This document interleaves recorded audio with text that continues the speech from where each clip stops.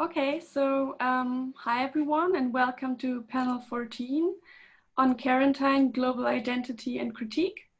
We will have 3 presentations and we'll take questions after each presentation because they're on quite diverse topics.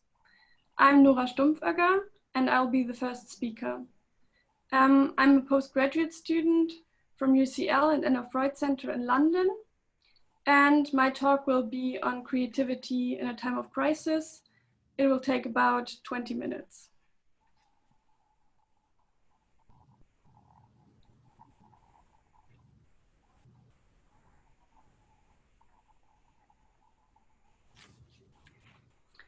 My talk on how to have a Carentan worth living is based on an essay that I recently had to write for university. The task, to write about the psychoanalytic theory of creativity, was not an unusual one, but it became quite special and challenging because of the circumstances. I had just received an email from a university, which informed me that all face-to-face teaching would be suspended for the rest of the academic year. Before, I had really played down the pandemic, but in that moment, the magnitude of the crisis all of a sudden really hit me. So pretty much from one day to the next, I packed up all of my things and very abruptly left London, where I was living at the time. Back in Germany, I self-isolated, remained indoors, and avoided almost all direct human contact. I was faced with the grief of a sudden departure without a proper goodbye, the realization that I would not be able to return to London as I had initially hoped, and many uncertainties regarding the future. I was feeling anxious, depressed, and alone. I was unable to focus on anything else but the crisis and my personal situation. It seemed like an impossible time to write an essay on creativity. So after taking some time off, what I decided to do was to make the crisis a part of my essay and to address the question what it means to be creative in Carentan. This actually turned out to be quite interesting and very hopeful, and in my talk I would like to share some of my thoughts with you. My presentation consists of 2 parts. First, I will introduce Donald Winnicott, his theory of creativity, and the origin of creativity according to him. And in the second part, I will look at creativity in a time of crisis. I will apply Winnicott's theory to the current situation. I'll look at an example of creativity in Carentan, and I will also look at a more recent theory that develops some of Winnicott's ideas further and explores the relation between creativity and existential insecurity. Part 1. Donald Winnicott was a British pediatrician and psychoanalyst. Most people probably think of Sigmund Freud when they hear psychoanalysis, but Winnicott's theory is quite different from Freud's. However, it is also psychoanalytic in the sense that the unconscious plays a central role. In the UK, there are 3 main psychoanalytic schools of thought. There's the Freudian tradition, which was mainly established in the UK by Anna Freud. There's the Kleinian tradition, which is also called objects-relations theory. And then there is the Winnicottian tradition, which is also called British independent theory or middle group. Among other things, Winnicott famously wrote on infancy and the good enough mother, and I will briefly talk about that later.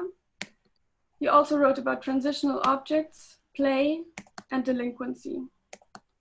And in my talk, I will mostly focus on one specific paper, which is called On Creativity, and it was published in his book, Home is Where We Start From. Winnicott does not provide a straightforward definition of creativity. He rather looks at the phenomenon from different perspectives. But I think the following quote from the very beginning of his paper already gives a good idea of his understanding of creativity. Whatever definition of creativity we arrive at, we must include the idea that life is worth living or not, according to whether creativity is or is not a part of an individual person's living experience. To be creative, a person must exist and have a feeling of existing, not in conscious awareness, but as a basic place to operate from. Creativity is then the doing that arises out of being. It indicates that he who is alive. I think this quote already shows some of the important aspects of Winnicott's theory, most importantly, that a life worth living is one that is lived creatively. Creative living for Winnicott is inextricably linked with both being and feeling alive. If something deserves to be called doing, it is not merely a reaction to stimuli, but rather an impulse doing that stems from within the individual who feels that he is alive. Consequentially, creativity is individual by nature. Creative living involves retaining something personal, perhaps secret, that is unmistakably yourself. Apart from making individuals feel that they're alive in themselves, creative living entails surprising yourself and trusting your own unanticipated originality.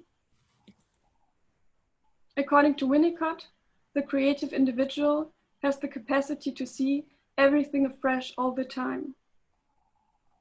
Winnicott's concept of creativity is a broad one.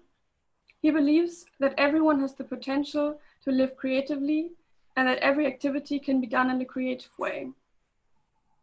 In order to be creative, no special talents are needed. He writes, "Somewhere in the scheme of things, there can be room for everyone to live creatively. If things go well enough, the individual will be equipped with some capacity to be creative in every detail of living." For Winnicott, a creative activity does not have to be artistic in any way. This makes his theory quite unique and distinguishes it from other psychoanalytic theories that have examined creativity. If you think of Freud's famous Leonardo study, for example, it becomes clear that Freud studied artistic creation. However, artistic creativity is clearly not what Winnicott is interested in. Instead, creativity in the Winnicottian sense includes very mundane events like looking at a tree or cooking sausages, to name just two of Winnicott's examples.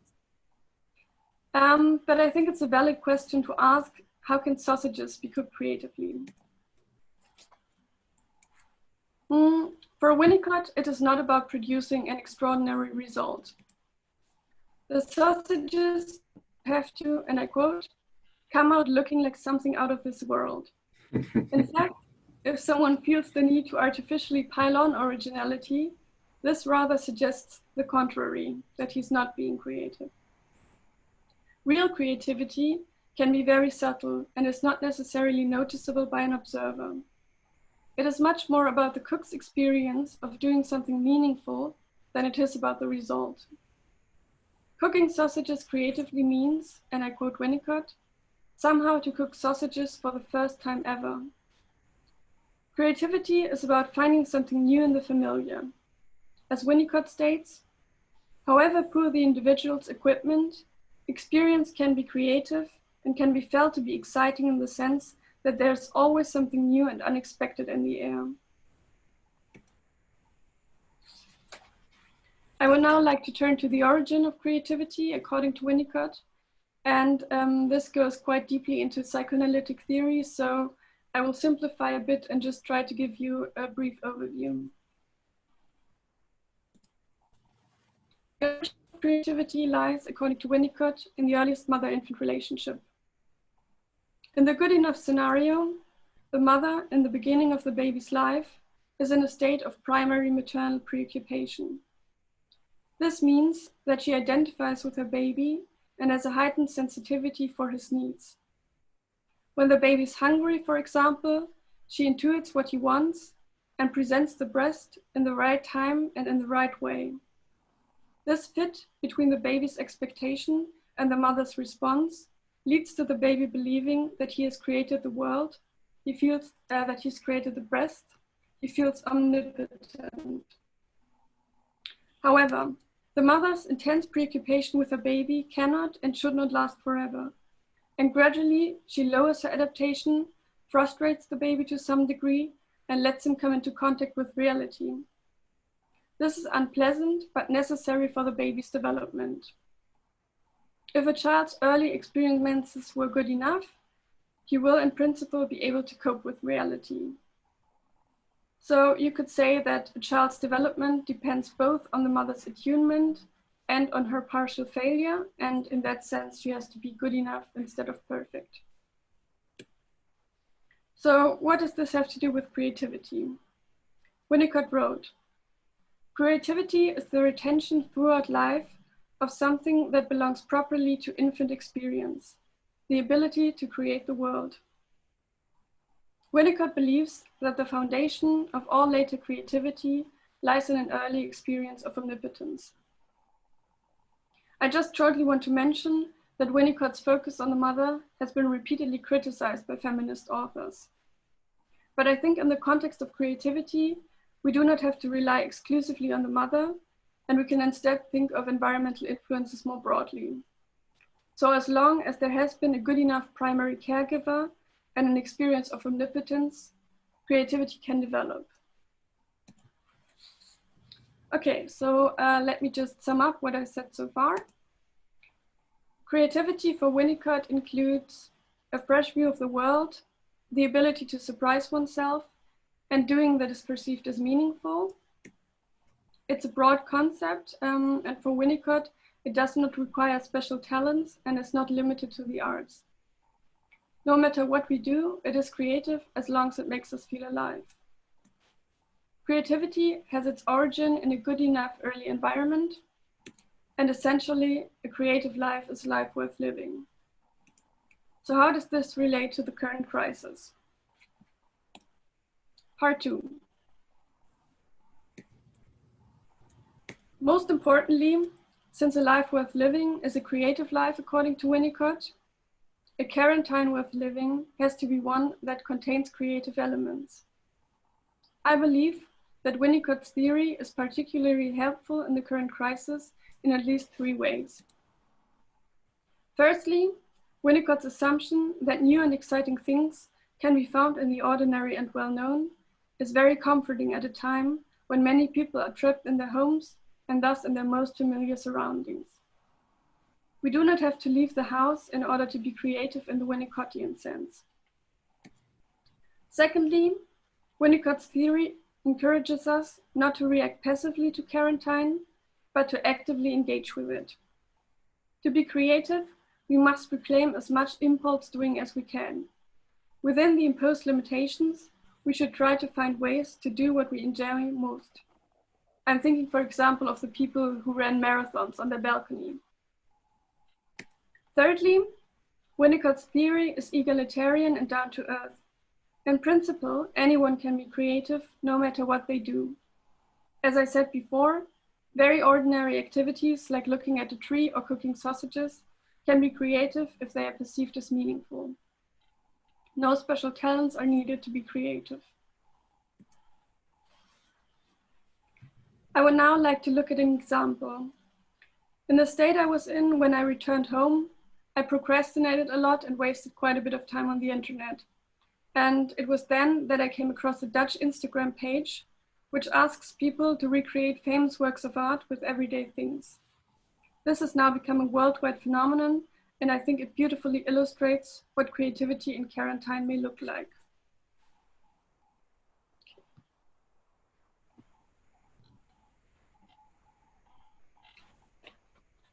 So, even though, as I said, creativity in the Winnicottian sense does not have to be artistic in any way, I think this page is a fitting example of creativity because it invites us to see both great artworks and everyday things afresh. This version of the girl with a mandolin, for instance, is a beautiful example of creativity in Carentan. Everyday things appear in a new light. An empty toilet paper roll becomes a ringlet. A sparkling water maker becomes a mandolin. The dozens of people who contributed to this Instagram page clearly managed to engage in creative activities while quarantined.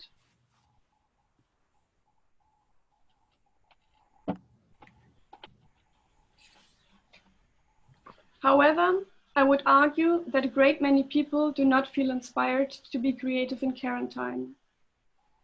Many of us have probably experienced the feeling that nothing means anything, of utility, I couldn't care less, which according to Winnicott characterizes uncreative living.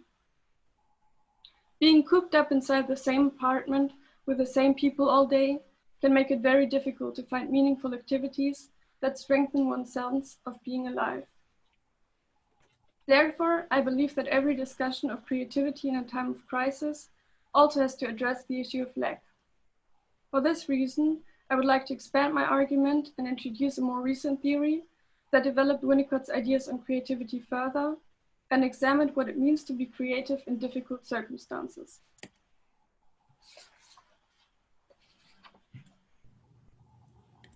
Ruti's discussion of creativity in postmodernism is based on both Winnicott and Lacan. Ruti assumes that incoherence and insecurity are an inescapable reality in today's world.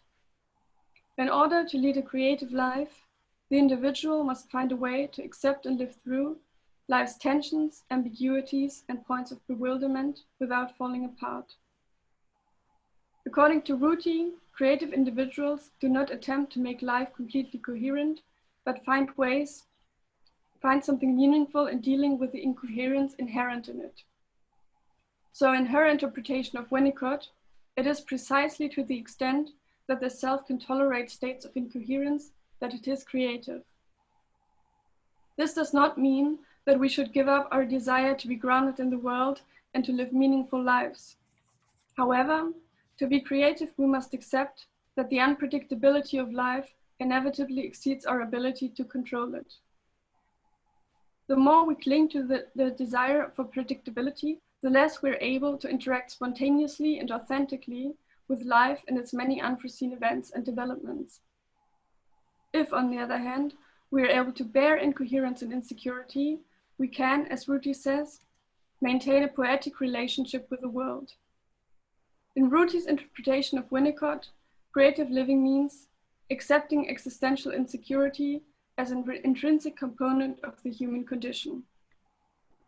I think what we can take from Ruti's argument at this time of crisis is that we do not have to have everything figured out. One aspect of creativity in Carentan may be to resist the temptation to dissolve the tensions, confusions, and ambiguities, and instead simply bear the fact that the current situation is extremely difficult. For me, this is a reassuring and hopeful thought. In this talk, the question of how to be creative in Carentan was explored. I did not give a step-by-step instruction, but I hope that my introduction of Winnicott's theory of creativity, the example I gave of creativity in Carentan, and the discussion of creativity and lack was interesting and hopeful and maybe even inspirational to some of you. Now I would like to draw my conclusion. Ever since the outbreak of COVID-19, we have become painfully aware that no matter how carefully we strive to organize our lives around certain centers of security, it is our lot as human beings to learn to survive in less than secure circumstances. I think what I've argued for can be condensed into the following. In order to have a Carentan worth living, we should do what makes us feel alive and acknowledge and accept that we sometimes do not feel all right. Carentan does not have to be a terrific experience.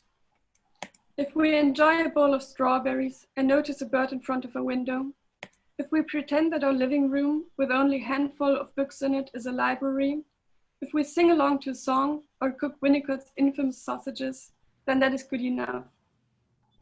In this difficult time of crisis, we shouldn't try to force perfection and deny everything that's difficult. The best we can do is aim for an authentic good enough. As Ruti states, psychoanalysis at its best can empower us to meet the unforeseen with a measure of inner resilience. I think this is exactly what Winnicott does. His psychoanalytic theory of creativity strengthens our vital impulses. Moreover, it gives hope. Thank you very much for listening. Thank you. Thank you. Okay, so if you have any questions, please ask them. Okay, so we already have a question. I will just read it out. Great talk, and I appreciate how you position creativity and individuality. How would we respond to creativity in the context of collective consciousness as a response to William James? I don't know, whoever posted that question, could you please maybe expand a little bit more what you would like me to say, because I'm not entirely sure what you're asking.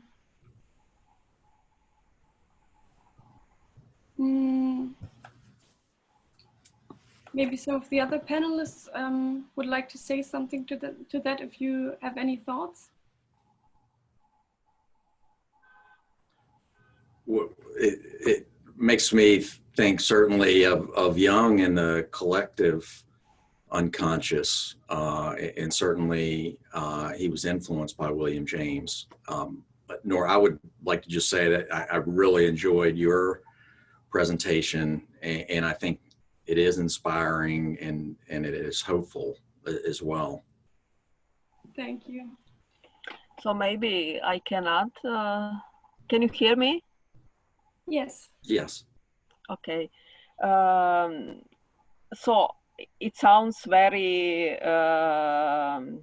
humanistic, and this is what what we certainly need in such a brutal world we live in. But from another perspective, I'm just asking whether for such an attitude and such an understanding of creativity or people, individuals with their creative project. So don't we need also an appropriate environment, sensitive, tolerant, supporting, such attitude? Because as we know, in many sense, insecurity can be used for different purposes and not always good ones. I mean, in the sense of benefits for individuals. So I would say that this should be somehow complemented. This approach should be somehow complemented also with how to say, demands or requirements, to cultivate such an attitude as a more general attitude, and not to not let this be just individual attitude. So I'm enjoying my pictures or my books, and that's it.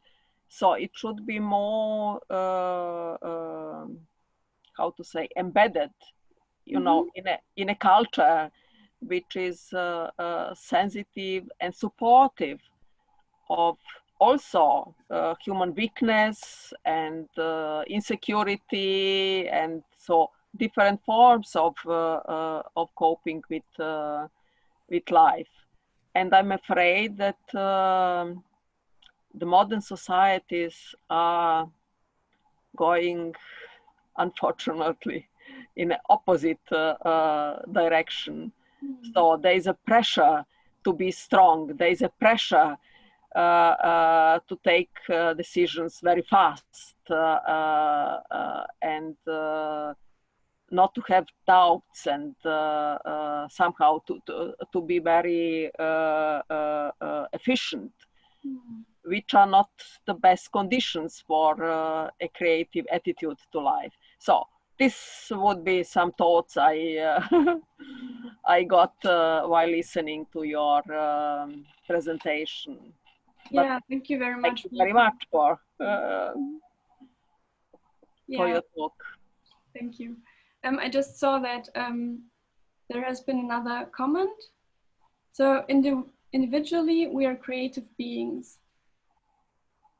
If there is also strength There's also strength in numbers. So in the face of COVID-19, maybe the collective can also add to our individual way of being creative by seeking help from others. Yeah, I think that that's exactly what touched on the comment before, and I would definitely agree. So Winnicott really very much looks on the individual, at the individual, and looks how the individual can be creative, but I definitely agree that the environment also plays an important role in facilitating creativity and facilitating maybe finding a good way to deal with insecurity and anxieties. Yeah. Are there any other questions or comments?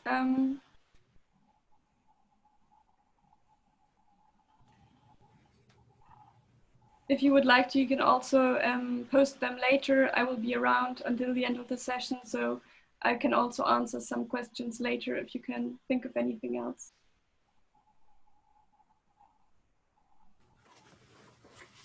Okay. So Don, would you like to start with your presentation? Sure. Thank you, Nora. And I'm going to try to bring some additional hope to these times with this talk. And I wanted to begin, first of all, though, to thank everyone for being involved in this, and obviously AUP for organizing.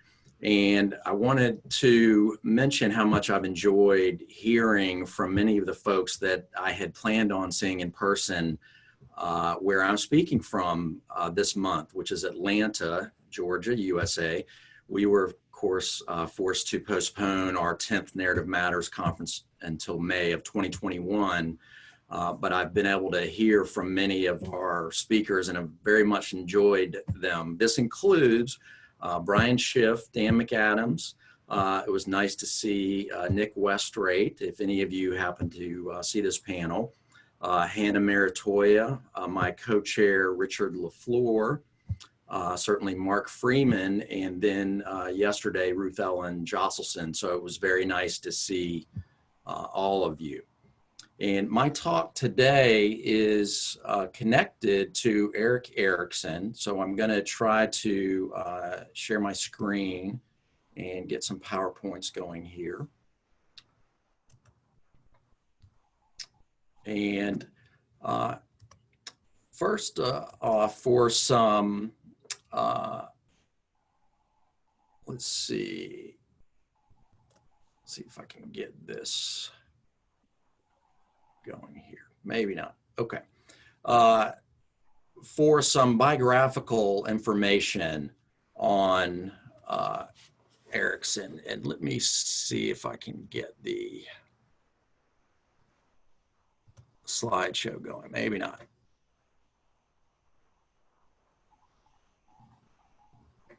Okay.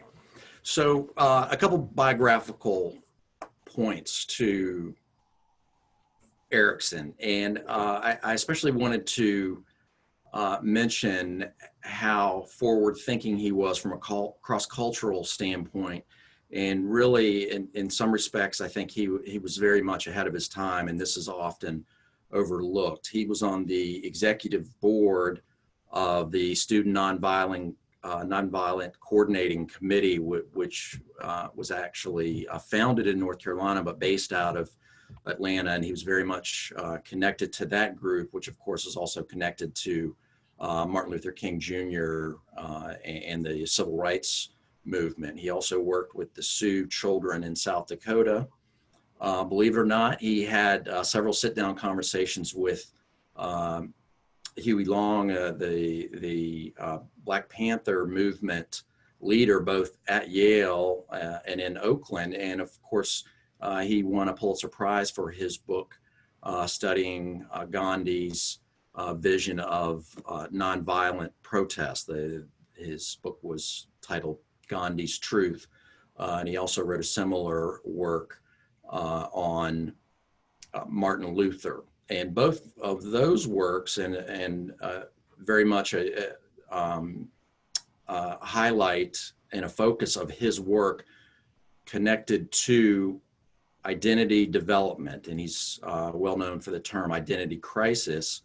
And this was part of his theory of psychosocial development. So of course he started with Freud and was ultimately considered a neo-Freudian, and a name that Nora is certainly familiar with, where she's based. He was analyzed by Anna Freud, and he certainly commented on how beneficial this was for his own identity development. So his theory of psychosocial development connected to the theme of this conference with the term crisis. And he was someone who believed that a crisis wasn't only a negative thing, but it could also be thought of in a more positive developmental sense, and even a necessary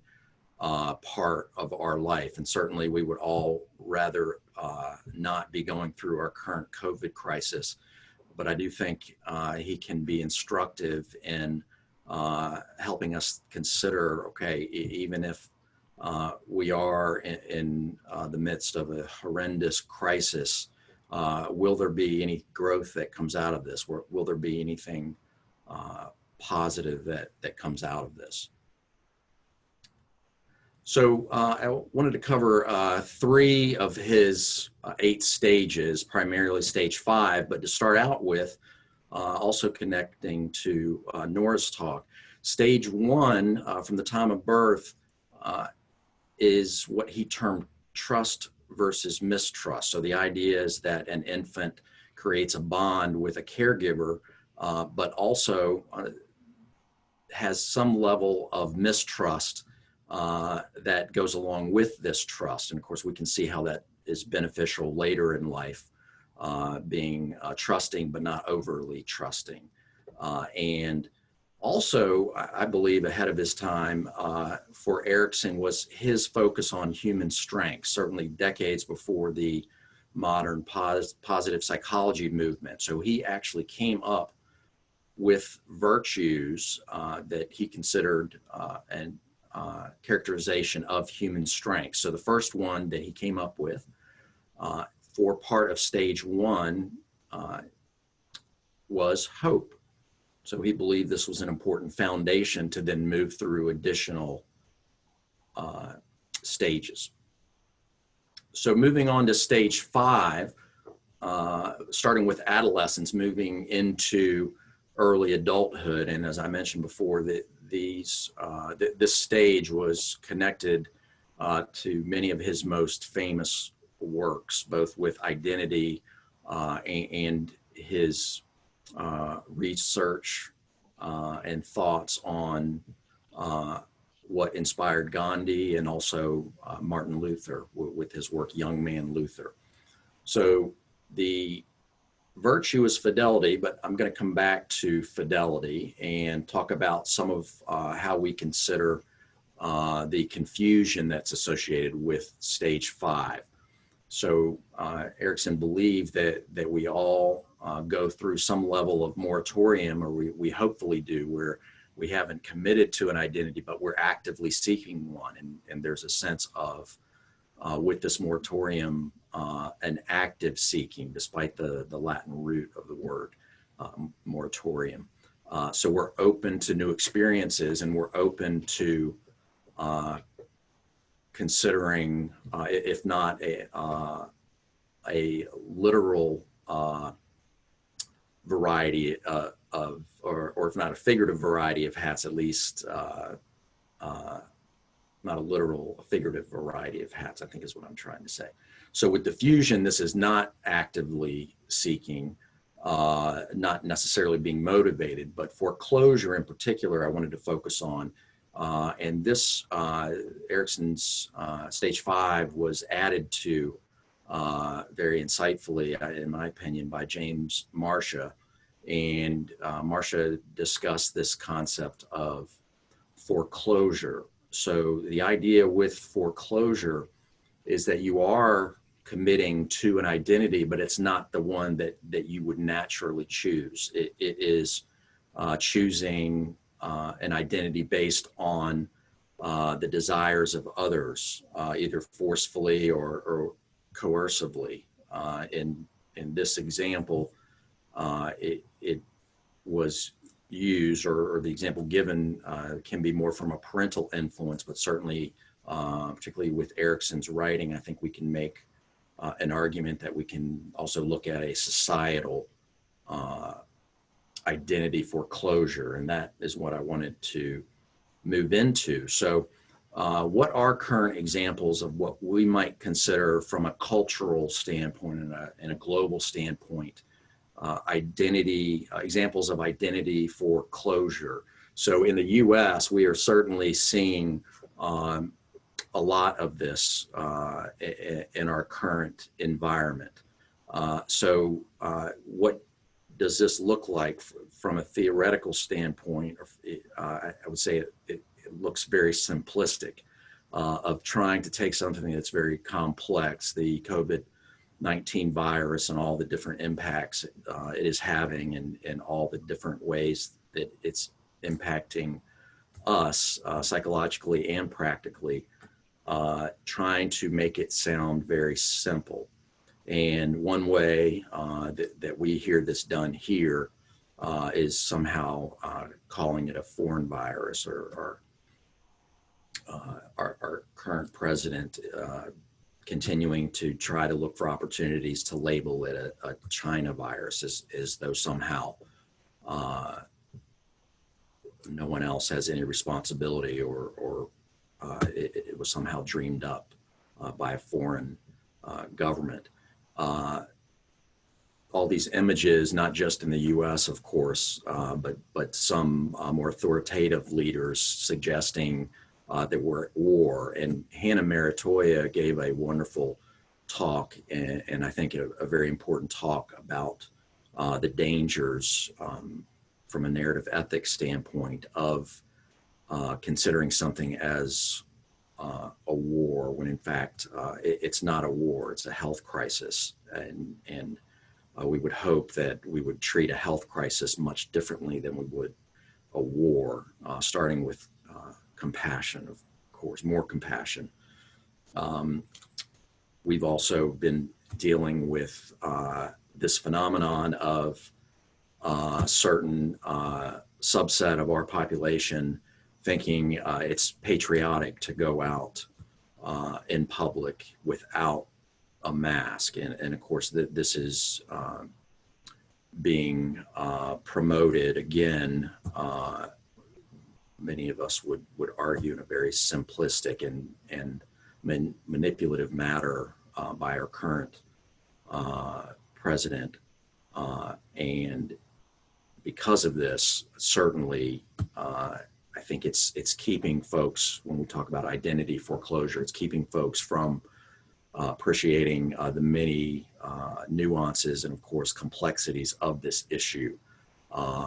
And it's keeping, I think, many folks from appreciating just the paradoxical nature of, okay, how do we keep people safe, but how do we also move forward from an economic standpoint? And that takes me to this last point. The underlying theme with many of our debates with healthcare, some of you might not be aware, but the United States is one of the only so-called first world countries that doesn't have universal health care. And how does this manifest itself? Well, for our population that does not have health care, unfortunately, it literally can involve individuals not going to a doctor because they fear personal bankruptcy, but literally by going to see a doctor. And this also has manifested with individuals waiting too long to go see a doctor when they could have been saved and losing their lives. We are certainly concerned in my city and even our neighborhood that I'm speaking from right now, with a large immigrant population. Imagine becoming ill and worrying that you will be deported if you go to see a doctor. just really, I think, terrifying circumstances that many folks are going through. And one last point about this, the identity foreclosure, also what connecting to what Mark Freeman has termed narrative foreclosure, but this idea of not accepting more than one truth. So here, this argument that we can't have universal health care and our capitalist system, which of course is highly, highly debatable, but we don't seem to be debating it as much now as I think we are hopeful here that maybe this is one of the crossroads that we're at. And then from a more hopeful standpoint, what if we had a pandemic of fidelity? And what is fidelity? Moving back to stage 5 and the virtue, Erickson talks about fidelity, achieving your identity and being able to look at certain concepts, ideologies, and groups, and being able to actively and with perspective choose to associate with various groups, but doing it in a way that accepts the complexity, it accepts at times and in some circumstances the inherent contradictions of doing so, not though having black and white thinking and thinking that is simplistic.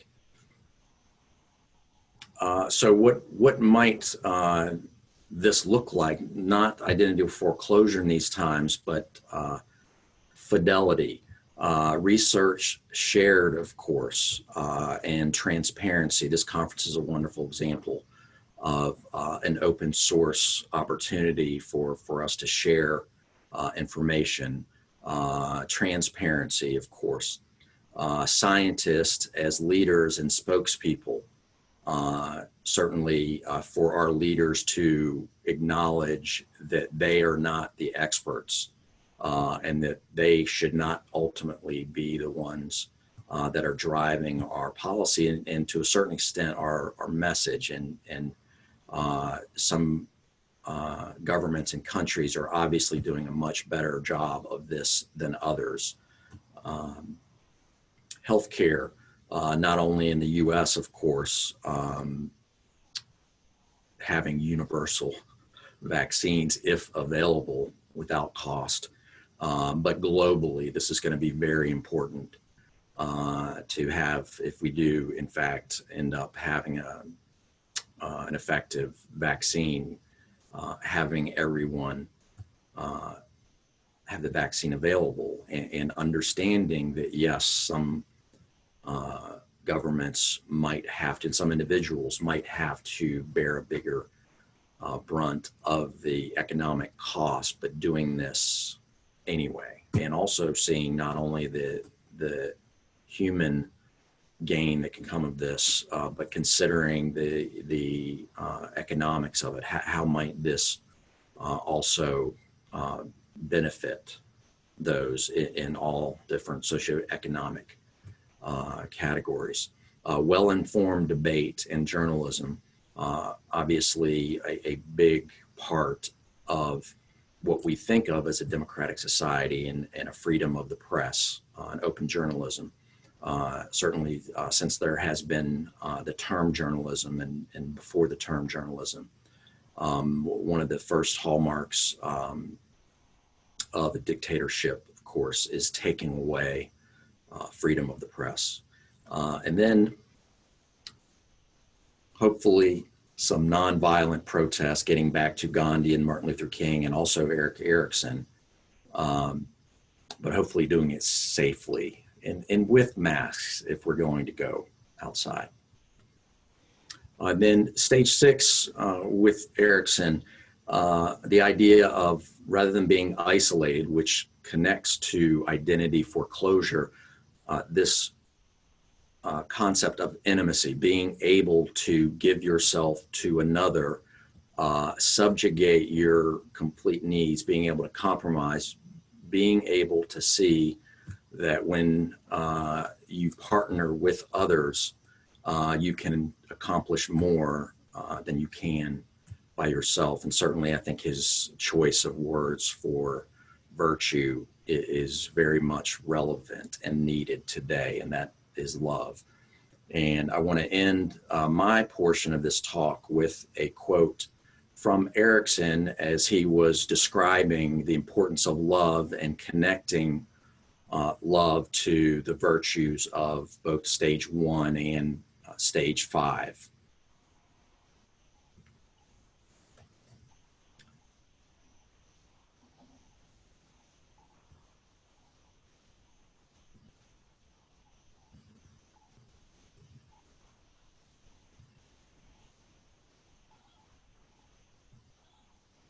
Thank you.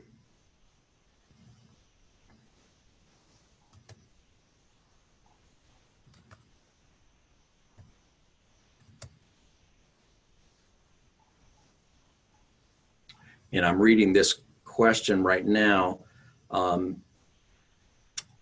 Wow, great question. Asking, is there a connection? I see the name now. Thank you, Dr. LaFleur. Do you see any connection between Nora's talk about creativity and fidelity? Wonderful talk, and certainly, yes. Yes, I do certainly see a connection. And I think as Nora talked about and Winnicott talks about, that there's a sense of open-mindedness that goes along with creativity. And I would say especially when we're not actively trying to be creative, but just open to creativity for its own sake. And I think certainly with fidelity, it is very much about being aware that you can be surprised in a positive way. Yes, great question, and I certainly agree with that. And Nora or Gordana, did you have any thoughts on that? The connection with fidelity and creativity? Well, at the first glance, one could think that these are two opposite attitudes because, well, creativity means to be open and to, well, create something, something new or something different. And fidelity, I mean, in my understanding, is mostly to keep or to be devoted to somebody or something to which you already had a relation, or you are familiar, or had already experiences. But on the other hand, I think it is a challenge to combine all attitudes, so to create a space through fidelity to explore something new, while not destroying and not giving up what has been previously created. I think this is very important as a general attitude, because I think there's so much, especially in modern societies, there's so much neglect, you know, for something old or something already used, or for tradition, generally speaking. So we are obsessed to have more and more new things. And of course, this is used then in marketing very, very successfully. But I would say that creative person possesses also capability to be committed to already known or to already used or familiar. So, I mean, it is a dialectical relation, I would say, between these two, but both are very important attitudes or traits and virtues also. Yeah, I think I would agree with that as well. And thank you, Dawn, for your talk. What I would like to add is, I mean, both concepts, I mean, creativity and fidelity, both have a psychological component, but I think your talk on fidelity also kind of bridged the gap to the more political side of things that we were discussing before. So I thought that was a really interesting addition to the discussion. So thank you.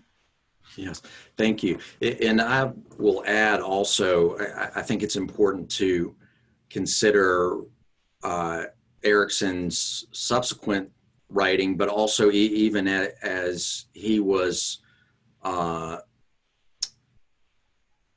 writing about what fidelity is, and in particular, what identity achievement is. He also suggested that he didn't think it was a yes/no, and then if someone was late adolescence in their 20s, and it wasn't that they finally achieved their identity and then they never had any sense of identity crisis moving forward. He also spoke about how certain events can lead to a sense of identity crisis. So in some respects, certainly, Gordana, as you're describing fidelity, that is certainly, as I think most of us would think of the definition, but I also think that there's part of at least the spirit of what Erikson describes.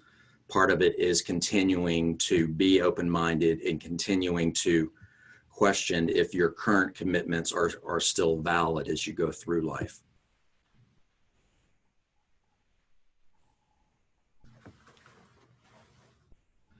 Okay, let me just, before we turn it over to Gordana, let me just make sure that, okay. All right, why don't we go ahead and, in the interest of time at least, why don't we go ahead and turn it over to Gordana, if you're ready? Yes.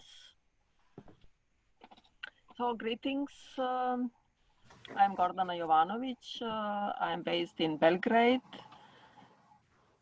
which is in Serbia, capital of Serbia.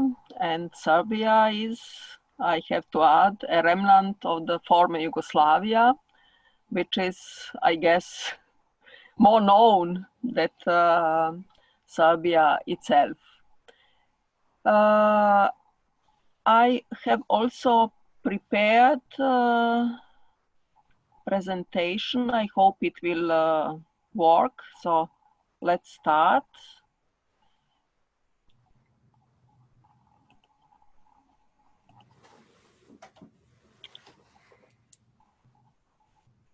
Can you see it? No. Not yet. Okay. So my topic is subverted crisis and critique. It is in some sense provocative because it includes my claim that both crisis and critique are somehow diverted from their main purposes. So the aim of my paper is to reflect on the changes of crisis and the present socio-political conditions, which, in my view, have transformed crisis from a turning point into a continuation and radicalization of the existing order. So what has motivated me to raise those questions? I have admit there is existential motivation behind engagement with these questions. So I can formulate that motivation in few questions. Why are we stuck in an order which generates more and more suffering for more and more people? Why are changes which are happening producing more long-term problems, more suffering and threats to human existence? And why are we moving backwards instead to a better society? This is at least my understanding. I have also theoretical motivation, as I understand myself, first of all, as a theoretician in psychology. So my question from that perspective would be then, why and how have long-standing discourses of crisis and new emerging discourses of crisis lost their transformative potential? What role has psychology in shaping self-understanding of humans in current crisis? And how can psychology be transformed from an adaptive, in my understanding, to an emancipatory endeavor?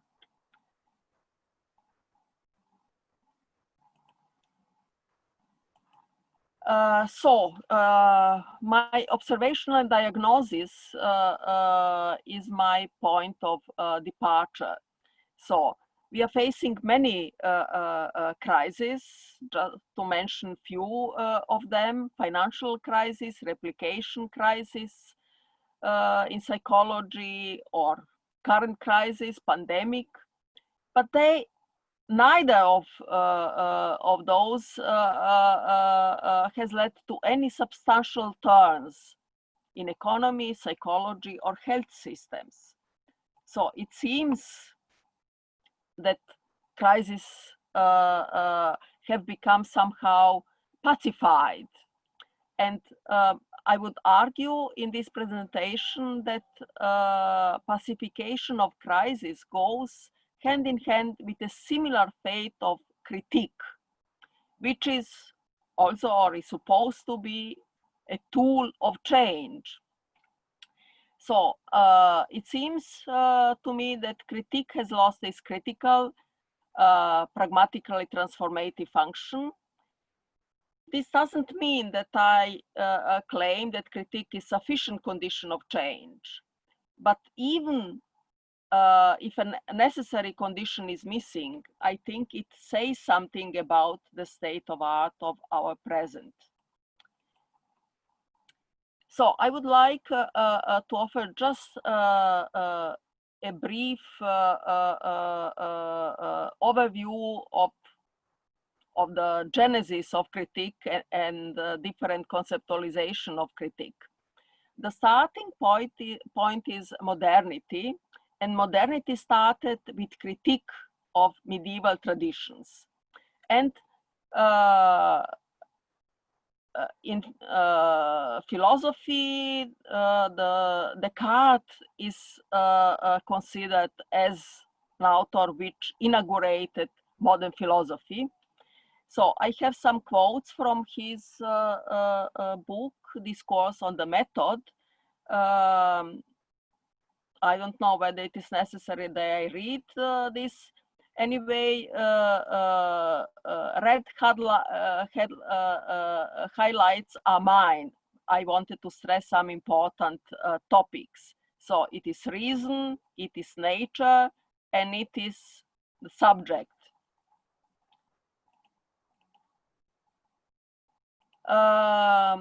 Another person very important in reflection on critique is Kant, and he described his own age, this is the 18th century, as age of criticism, and claimed that reason accords respect only to that which has been able to sustain the test of free and open examination. So it was a very strong concept of reason and the role of reason in reshaping our thinking and more generally the world, human world. However, there is another type of critique. Some author claim that we should differentiate critique as a reflection on constraints produced by humans. And therefore, the task of critique would be to liberate from those, to point out those constraints and to find ways to liberate from constraints. And in that tradition of critique, we can refer to Hegel, Marx, and a critical theory of society. And what is important in critical theory of society, I have here quote from programmatic writing by Max Horkheimer, the founder of critical theory of society, where he said the critical theory of society has for its object man as producers of their own historical way of life in its totality. And it is important also to stress the contribution, the involvement of man in what is considered to be objects in general sense. Another very important achievement by critical theory of society is connection between critique and praxis and individual and society. So the goal of critical theory of society is man's emancipation from slavery. And another important point is that free development of individuals depends on the rational constitution of society. So these are very important points. However, just 10 years after Horkheimer published his programmatic writing, Traditional and Critical Theory, in a joint book originally published under the title Philosophical Fragments, Horkheimer and Adorno pointed at dialectics of enlightenment. So, just one sentence, enlightenment understood in the wider sense as the advance of thought has always aimed at liberating human beings from fear and installing them as masters. Yet the wholly enlightened earth radiates under the sign of disaster triumphant. So we cannot rely on reason and enlightenment as we hoped for at the beginning of modernity. The contributions of 20th century to questioning of rationality came also from postmodernism or postmodern critique of rationality and universality and what is called grand narratives of emancipation. So what are consequences of those critiques? Self-contradictions, conceptual deconstructions, socio-political consequences. At the end, critique as an emancipation from constraints has been subverted because we are lacking, we are deprived of the tools which would allow to conceptualize emancipation project. So now I would like to refer to a historical example of the link between critique and crisis. This is a famous book by a German historian and theoretician of history, Reinhard Koselleck, Kritik und Krise, eine Studie zur Pathogenese der bürgerlichen Welt. English translation of his book was published almost 30 years after the first German edition, and with a slightly different title. what is so important to me and why I think it is relevant to refer to Kozelek is the contemporary relevance of the context in which the book appeared. And as Kozelek himself admitted, that context is actually Cold War, but it is not just an external context.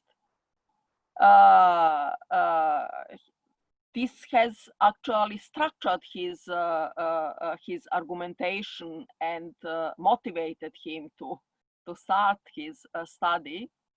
So it was in the Enlightenment, to which both liberal democratic America and socialist Russia rightly retraced themselves, that I began to look for the common roots of their claim to exclusiveness with its moral and philosophical legitimations. So, apologies profoundly. May you please share your screen, because people are asking that they cannot see your presentation, if that is possible. And again, I apologize for interrupting. Yeah, I don't know what.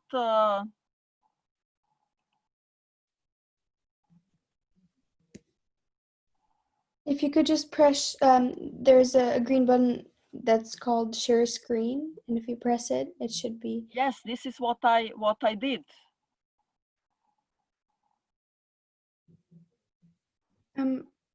You should be able to select a screen with your presentation, and then. Yes, this is what I did. I don't know why it's not working.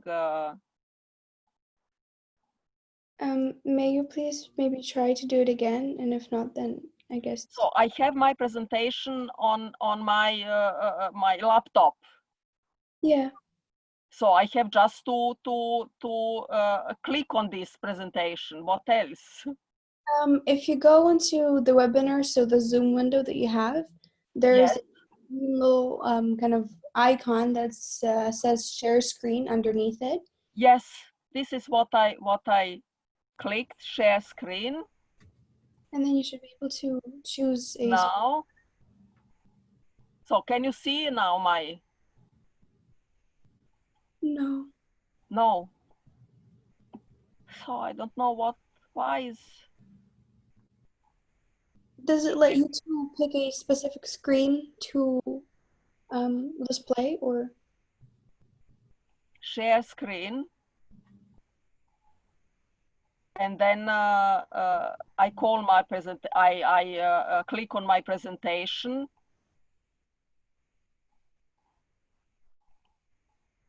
Gordana, if nothing else, I think we can all relate to being in this situation. So certainly, even without PowerPoints, I'm very much enjoying your talk.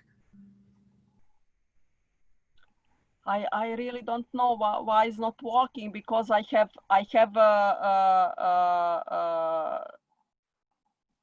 okay, extra try to check in advance, and it worked, and I don't know why it doesn't work now. So let's see.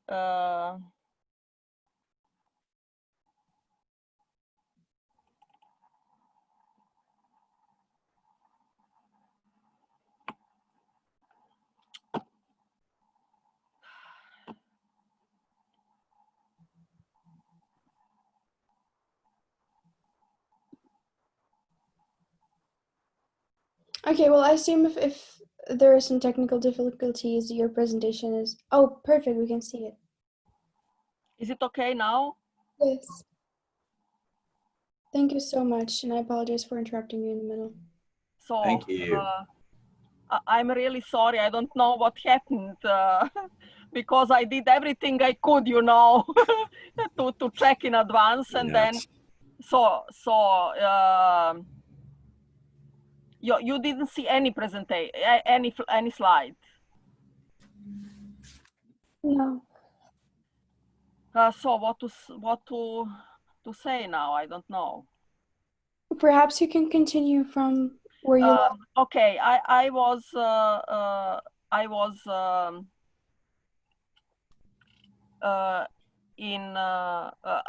with Kozelek, and the context of his book, the Critique and Crisis. And I pointed out the relevance of the context in which he published his book. And this is the Cold War. So his idea was to explain the utopian ideas of the 20th century by looking at their origins in the 18th.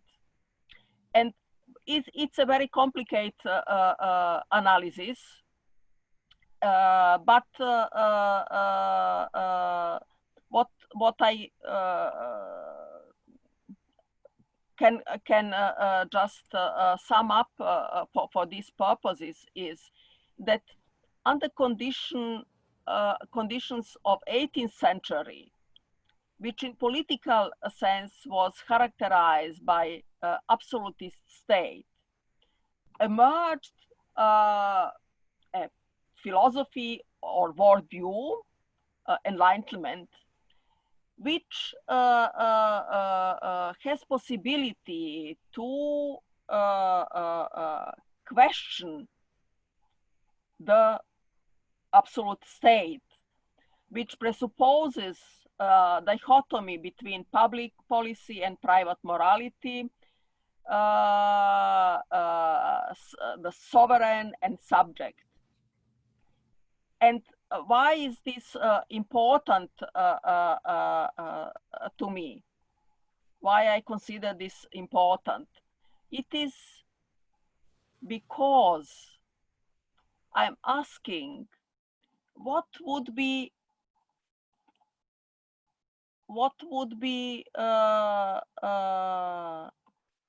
legacy of those, as Koselleck called them, more persistent structures, which constituted, as he called it, historical anthropology. So whether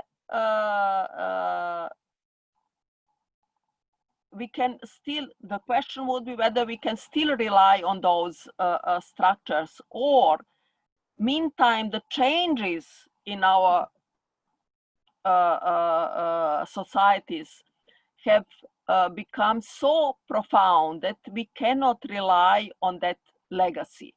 And it seems to me that it is rather the second the case.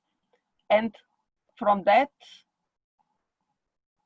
can you hear me? Yes. Yes. I hear you. Can you see my slides? Yes. Okay, thank you. So what I wanted to say, the question is, how can we then describe our situation nowadays? So the Enlightenment critique led finally, at least in France, to French Revolution. So there was a situation in which absolute state generated a whole movement we can call Enlightenment a kind of movement, and then Enlightenment led finally to French Revolution. Nowadays, it is obviously that we have no revolution and we have no utopia. And what kind of philosophy or worldview is our response or response of our time to neoliberal order? I think we are missing such a philosophy, or as Hegel would say, our time has not produced a proper thought of itself. And I think this is one of the symptoms of the crisis. So at the discursive level, I could notice that we are missing grand theories, and even worse, grand theories have been discredited. Fragmentation of knowledge is actually the dominant form of producing knowledge. We have a lot of atomism, individualism, naturalism or naturalization of social phenomena. And this is also reflected in psychology. Psychology inherited some important assumptions of enlightenment as cognitivism, individualism, naturalism. But even though psychology deals with socially produced forms of subjectivity and subject practices, it rarely traces origin of those phenomena, even in their maladaptive and as individual sufferings expressed forms to social roots. I would claim that social and cultural amnesia still characterizes mainstream psychology. And what we have as a new approaches in last decades, evolutionary psychology or neuropsychology, and they are considered as desired solutions to psychology. What is important and even dangerous in my view is that implicated social Darwinism finds resonance in social consciousness or folk psychology. So people are ready to ascribe so many manifestations of humans' behavior to genes, or they consider natural that women are inferior to men, or it is natural that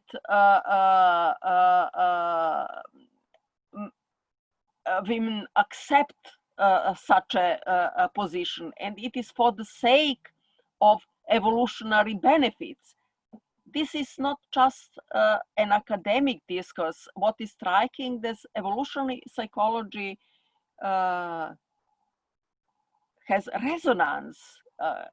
It managed to attract attention people beyond, or even better, beyond academic crisis. But can neuropsychology address social and cultural roots of psychic phenomena? If psychic phenomena can be reduced to neurological ones, what is left, if anything, to psychology? So I see a kind of self-subversion of psychology. And the second consequence of this situation is that social origins and roots of subjective world remain unattended.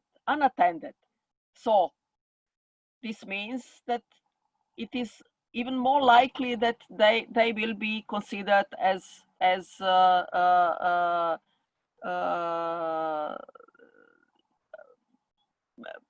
place where processes are going on and we cannot understand them. So I would like to refer to my article just published in Theory and Psychology, where I dealt with some historical examples of a relation of revolution and psychology, questioning whether we have tools to think radical social change. So to sum up, it seems that the dominant socio-political order, as chosen or if necessary imposed, has managed to immobilize critique and to appropriate and pacify crisis. So I can also refer to an article by Michael Afkan, also in Theory and Psychology, where he used that expression that even resistance has become subjected to neoliberal regime. So obviously, I think another word is necessary, but the question is it possible?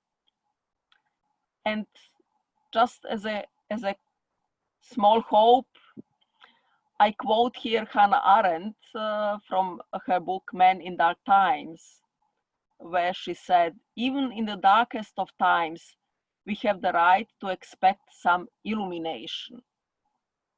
So I hope we can rely on that right, and I hope also that we will get some illumination to create our world as a more human world for not just a small group of people, but for all people on this common earth. This is also our moral duty in my understanding. So thank you very much, and I'm sorry for troubles with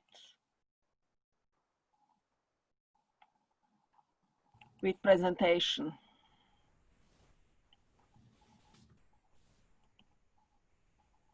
Thank you, Gordana.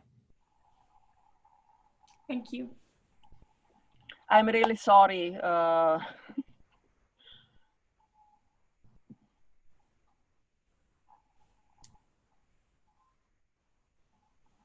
So, Gordana, what do you think Immanuel Kant would say about today's environment, the universal imperative? Oh, I would say that it would be difficult for Kant to recognize our world as a human world, because we have abandoned so many things to which he was committed.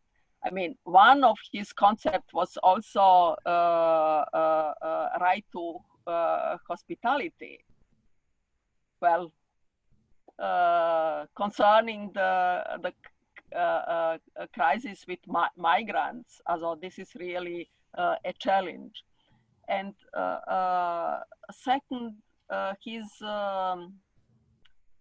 foundational approach doesn't fit to a time which is occupied with performances, with efficiency, and not interested even in raising the questions of conditions of possibility. I think this is the main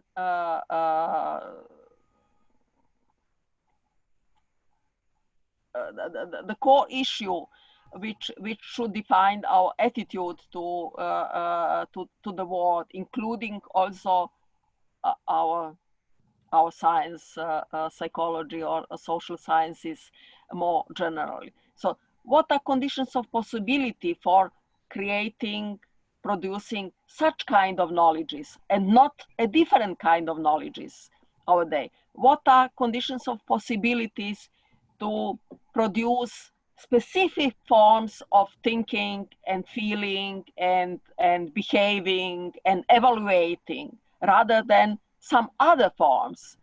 So this is not a natural. This is not certainly issue of inheritance. I mean, it is an issue of social and cultural tradition, not of evolution and biological tradition. But I think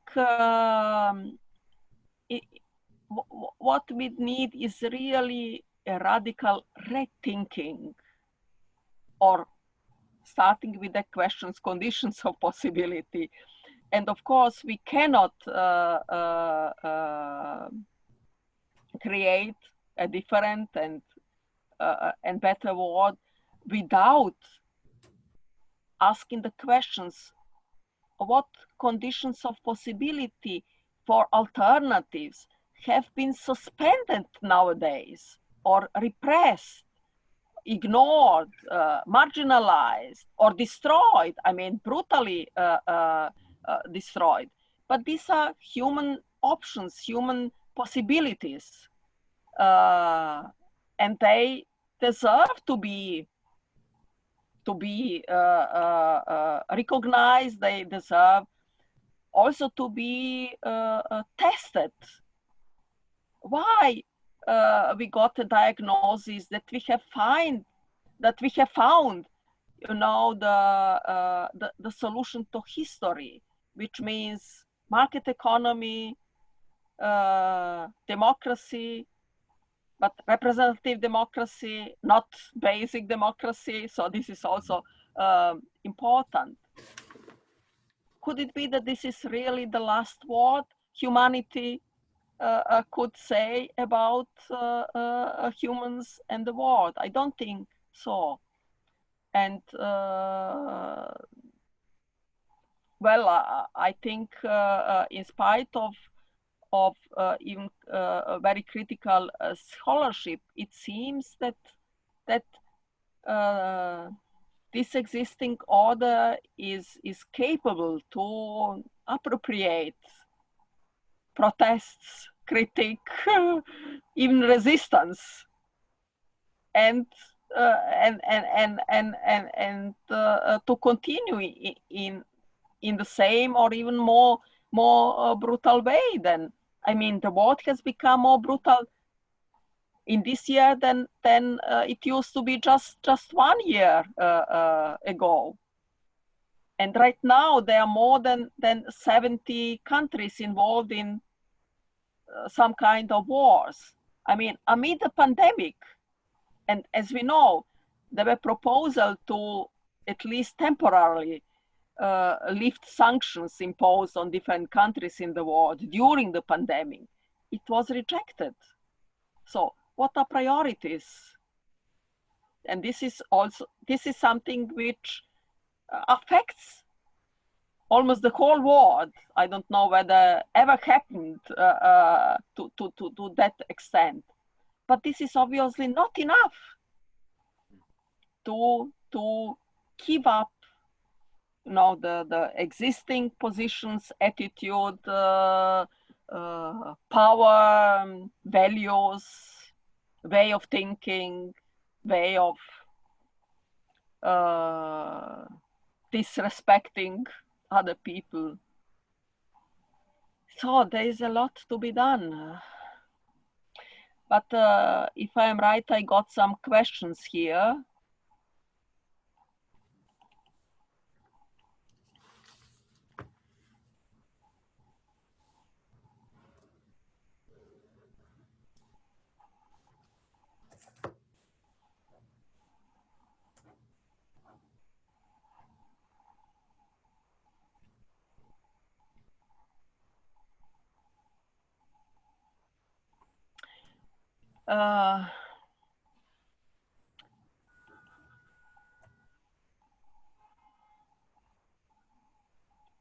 So thank you, wonderful talk. I just read in your notion of a new world and notion of illuminating something new or different.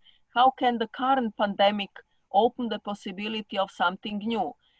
So I already touched before I read the question that that issue. I mean, ironically enough, this pandemic, due to the fact that whole humanity is affected, not in the same way, but anyway, I mean, to that extent, could be really an opportunity, or even would require to rethink the conditions of possibility of our way of life and our way of organizing common life. It's difficult, obviously, but if you don't try, it will never change. And if I may quote my favorite Bertolt Brecht, he said once, "Those who struggle can lose, but those who don't struggle have already lost." So I think it is nice and hopefully to some extent also motivating. So there's another question. Thank you for the present. Following Kozelek that distinguishes between theory of possible history and the historical science and its methods, where do you think we need to put our focus on related to psychology as a discipline to attain the conditions of possibility that you mentioned? So I also still believe that another psychology is possible, and certainly I think that another psychology is needed. I mean, who is going to to explore a human experience as experienced by subjects of experience.